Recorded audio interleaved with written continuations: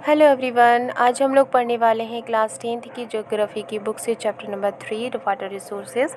तो चलिए चैप्टर को स्टार्ट करते हैं। यहाँ पर कन्वर्सेशन दी गई है, ये हमारे एग्ज़ाम्स की प्रिपरेशन के लिए इम्पॉर्टेंट नहीं है, इस वजह से हम लोग इसे छोड़ते हैं और आगे बढ़ते हैं। तो यहाँ पर लिखा है कि हम जानते हैं कि हमारे अर्थ की जो सरफेस है वो 3/4 हिस्सा जो है वो पानी से ढकी हुई है, लेकिन एक स्मॉल प्रोपोर्शन ही है वाटर की जो हमें फ्रेश वाटर के रूप में मिलती है, जिसे हम लोग यूज़ करते हैं। और ये फ्रेश वाटर हमें कहाँ से मिलती है? सरफेस रन ऑफ से, नदी, तालाब, झीलों से हमें मिलती है। साथ ही ग्राउंड वाटर से भी हमें मिलती है, जो कि कंटिन्यूअली रिन्यू और रिचार्ज होती रहती है। यानी जो वाटर हमें मिलती है वो रिन्यू होती रहती है, राइट, रिचार्ज होती रहती है। किसके थ्रू? हाइड्रोलॉजिकल साइकिल के थ्रू। अब हाइड्रोलॉजिकल साइकिल क्या होता है? पानी का भाप बनना, फिर ऊपर की ओर उठना, बादल बनना और फिर बारिश होना। तो ये हाइड्रोलॉजिकल साइकिल कहलाता है, राइट। तो इसी हाइड्रोलॉजिकल साइकिल की वजह से जो वाटर होती है वो क्या होती है? रिन्यू एंड रिचार्ज होती रहती है, राइट। आपको ये आश्चर्य होगा कि अगर हमारी वर्ल्ड जो है उसमें 3/4 हिस्सा अगर पानी से ढका हुआ है और वाटर रिन्यूएबल है, रिन्यूएबल रिसोर्स है, तो ये क्यों कहा जाता है कि बहुत सारे ऐसे कंट्रीज़ हैं और रीजन है दुनिया में जहाँ पर पानी की कमी है, राइट। तो आगे लिखा है व्हाई इज़ इट प्रिडिक्टेड, ये क्यों प्रिडिक्ट किया जाता है कि 2025 तक नियरली 2 बिलियन पीपल जो है वो वाटर स्कार्सिटी की कमी झेलेंगे, यानी वाटर की जो समस्या है उसको झेलेंगे, राइट। यहाँ पर कुछ फैक्ट्स दिए गए हैं, कुछ फैक्ट्स एंड फिगर्स हैं, उन्हें भी हम लोग पढ़ लेते हैं। यहाँ पर लिखा है कि अगर पूरे वर्ल्ड के वाटर को अगर हम लोग 100% माने तो उसमें से 96.5% जो वाटर है वो हमें ओशियन में मिलती है, और ओशियन का जो वाटर है वो क्या है? खारा होता है, राइट, जिसे हम लोग अपने यूज़ में नहीं ला सकते। और जो 2.5% है उतना ही हमें फ्रेश वाटर मिलती है। अब 2.5% फ्रेश वाटर को अगर 100% माने तो उसमें से 70% जो फ्रेश वाटर है वो आइस शीट और ग्लेशियर के रूप में अंटार्कटिका, ग्रीनलैंड और माउंटेनियस रीजन में पाया जाता है। और जो 30% वाटर है, फ्रेश वाटर, वो ग्राउंड वाटर में स्टोर किया जाता है, यानी ग्राउंड वाटर के रूप में हमें मिलती है, राइट। आगे लिखा है कि India receives nearly 4% of the global precipitation and ranks 133 in the world in terms of water availability पर पर्सन पर एनम। अगर पूरी दुनिया में 100% बारिश को देखें तो उसमें से 4% जो बारिश है वो इंडिया रिसीव करती है, ठीक।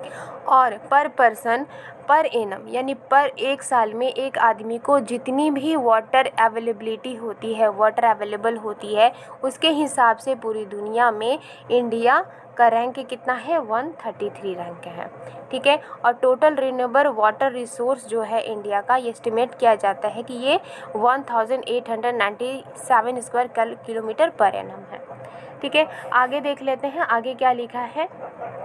आगे लिखा है कि 2025 तक ये प्रिडिक्ट किया जाता है कि इंडिया का जो ज़्यादा पार्ट्स होगा, लार्ज पार्ट्स जो है इंडिया का, वो ऐसे कंट्री और रीजन में शामिल हो जाएगा जहाँ पर वाटर स्कार्सिटी है, यानी पानी की समस्या है। और ये सोर्स कहाँ से हमें मिलती है? ये सोर्स मिलती है the UN world water development की रिपोर्ट है ये, जो 2003 में पब्लिश हुई थी, राइट। अब हम आगे पढ़ेंगे कि वाटर स्कार्सिटी क्या होती है एंड हमें वाटर कंजर्वेशन की ज़रूरत क्यों है और वाटर मैनेजमेंट की ज़रूरत क्यों है। तो अब दुनिया में हमारी जो अर्थ है उसमें 3/4 हिस्सा जो है वो पानी से ढकी हुई है, और वाटर जो एक रिन्यूएबल रिसोर्स है। ये डिफ़िकल्ट है इमेजिन करना कि हम लोग वाटर स्कार्सिटी से सफ़र करेंगे, राइट।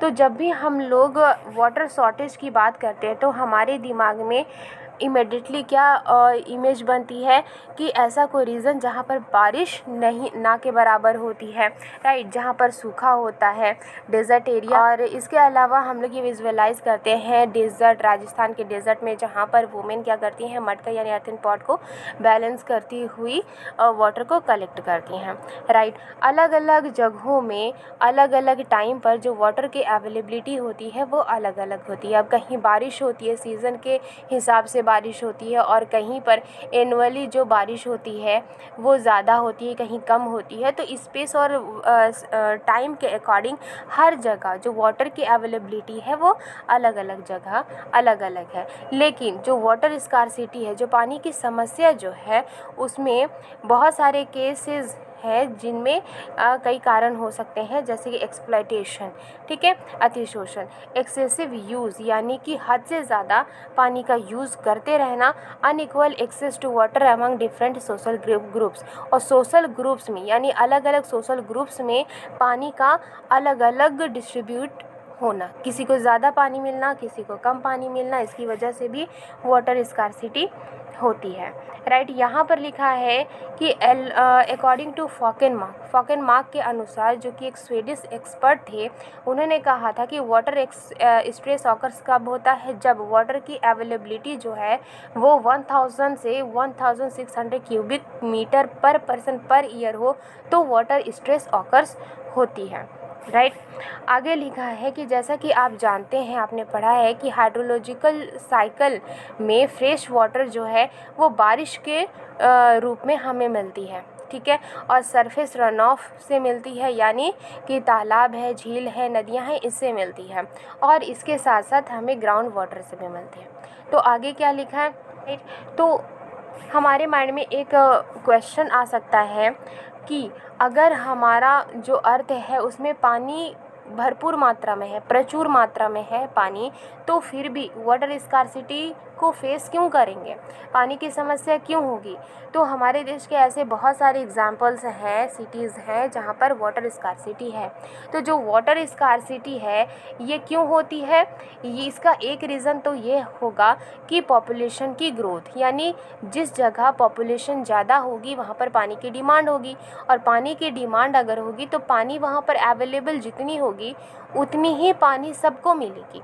यानी कि अगर ग्रोथ हो जाती, अगर पॉपुलेशन बढ़ती है और पानी जितनी थी उतनी ही है, तो वहाँ पर वाटर स्कार्सिटी होगी, यानी कि पानी की मांग ज़्यादा हो गई लेकिन पानी उतनी की उतनी है। इससे हर एक लोगों को पानी की कमी हो सकती है। राइट, इसके अलावा इसकी जो अनइक्वल एक्सेस है, यानी कि हर एक ग्रुप में अलग अलग ग्रुप को अलग अलग पानी का मिलना, किसी को ज़्यादा मिलना, किसी को कम मिलना, इसकी वजह से भी वाटर स्कार्सिटी होती है। अब पूरा बड़ा पॉपुलेशन का मतलब ये नहीं होता कि जो पानी है वो सिर्फ डोमेस्टिक यूज़ के लिए ही यूज़ किया जाता है। राइट, बल्कि खाने को प्रोड्यूस करने के लिए, यानी कि खेती बाड़ी में भी पानी का यूज़ होता है। और वाटर का ज़्यादा यूज़ क्यों किया जाता है, ताकि हायर फूड ग्रेन प्रोडक्शन हो सके, और इसके अलावा जो इरिगेटेड एरियाज़ हैं जहाँ पर सिंचाई होती है उसको बढ़ाया जा सके, और ड्राई सीजन एग्रीकल्चर किया जा सके। जैसे कि गर्मी का मौसम है, वहाँ पर सूखा रहता है, पानी की कमी होती है, तो उस वक्त पानी का ज़्यादा यूज़ करके सिंचाई की जाती है। अब अंडरग्राउंड वाटर को लिया जाता है और उससे सिंचाई की जाती है। राइट, आगे लिखा है कि आपने बहुत सारे टेलीविज़न एडवर्टाइजमेंट्स में देखे होंगे कि फार्मर्स के अपने वेल्स होते हैं, ट्यूबवेल्स होते हैं उनके फार्म में, जिससे कि वो सिंचाई करते हैं और अपने प्रोडक्शन को बढ़ाते हैं। राइट, लेकिन क्या आपने कभी सोचा है कि इसका परिणाम क्या होगा, इसका रिज़ल्ट क्या होगा पूरी दुनिया में? यस, इसका रिज़ल्ट ये होगा कि जो हमारे अर्थ की जो ग्राउंड वाटर लेवल है वो कम होती चली जाएगी। इसके अलावा जो वाटर की अवेलेबिलिटी है वो अफेक्ट होगा, और साथ ही साथ food security of the people भी अफेक्ट होगा। राइट, यहाँ पर लिखा है कि आज़ादी के बाद इंडस्ट्रियलाइजेशन तेज़ी से बढ़ी, यानी उद्योग धंधे, कल कारखाने तेज़ी से बनने शुरू हो गए। राइट, अर्बनाइजेशन हुआ, यानी जो गांव थे वहाँ पर शहर का रूप वो लेने लगे। राइट, और इसके अलावा जो लार्ज इंडस्ट्रियल हाउसेज हैं वो आने लगे, जिसमें मल्टीनेशनल कॉरपोरेशन भी थी। राइट, और इसमें ये जो कंपनी है, ये जो इंडस्ट्रीज़ है, इसमें भी पानी की ज़्यादा डिमांड होने लगी। राइट, इसके अलावा पानी की डिमांड के अलावा भी एनर्जी की ज़रूरत पड़ी, जो कि हाइड्रो इलेक्ट्रिक पावर होती है, यानी हाइड्रो इलेक्ट्रिक पावर से ही जो एनर्जी है उसकी भी ज़रूरत बड़े बड़े उद्योग धंधों को चलाने में यूज़ किया जाने लगा, बड़े बड़े कंपनी में यूज़ की जाने लगी, राइट। और आज इंडिया में हाइड्रो इलेक्ट्रिक जो पावर है वो अप्रॉक्सीमेटली 22% प्रोड्यूस होती है टोटल इलेक्ट्रिसिटी की। यानी कि आज इंडिया में जो हाइड्रो इलेक्ट्रिक पावर है उसमें अप्रॉक्सीमेटली 22% जो इलेक्ट्रिसिटी है वो वाटर से ही प्रोड्यूस की जाती है, राइट। इसके अलावा जो शहरीकरण हो गए, जो आबादी का बढ़ना हो गया और जो शहरी लाइफस्टाइल हो गया, इससे ना सिर्फ वाटर और एनर्जी की रिक्वायरमेंट्स बढ़ी है बल्कि इससे जुड़े हुए प्रॉब्लम्स भी क्रिएट हुए हैं, राइट। आगे आप देख सकते हैं, अगर आप देखते हैं कि जो सोसाइटीज़ होती हैं, कॉलोनीज़ होती हैं शहरों में, उनके अपने घरों में ग्राउंड वाटर पंपिंग जो डिवाइसेस होते हैं, जैसे नल वगैरह लगे हुए होते हैं जिससे कि वो अपने पानी की ज़रूरतों को पूरा कर सकें।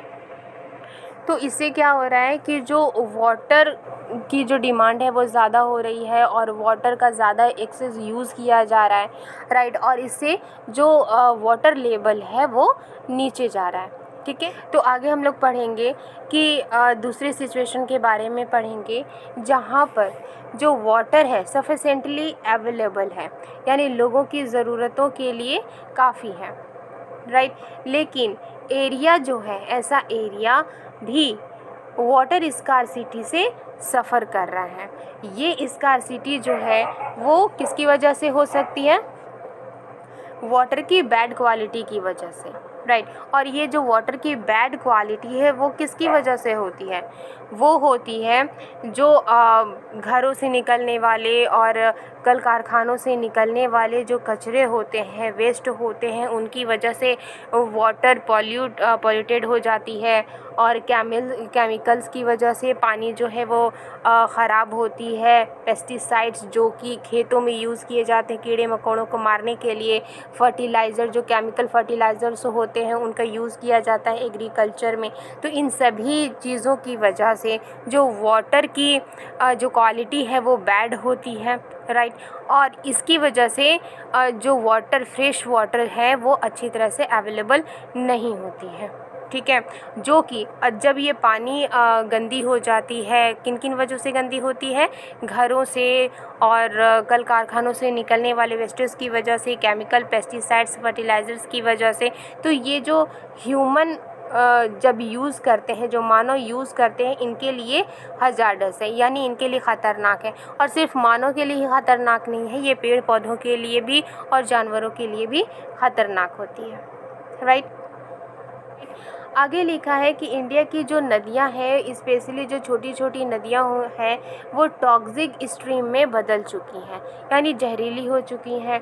और इसके अलावा जो भी बड़ी बड़ी नदियां हैं जैसे कि गंगा है, यमुना है, वो भी अब प्योर नहीं रही हैं। और इसकी वजह क्या है? Population growth, agricultural modernisation, urbanisation and industrialisation, ये कुछ रीजंस हैं, ठीक है। और इसकी सोर्स क्या है? The citizens 5th report CSE 1999, right. तो आज के लिए बस इतना ही। मिलती हूँ नेक्स्ट वीडियो में पार्ट 2 के साथ। मिलती हूँ नेक्स्ट वीडियो में। Thank you.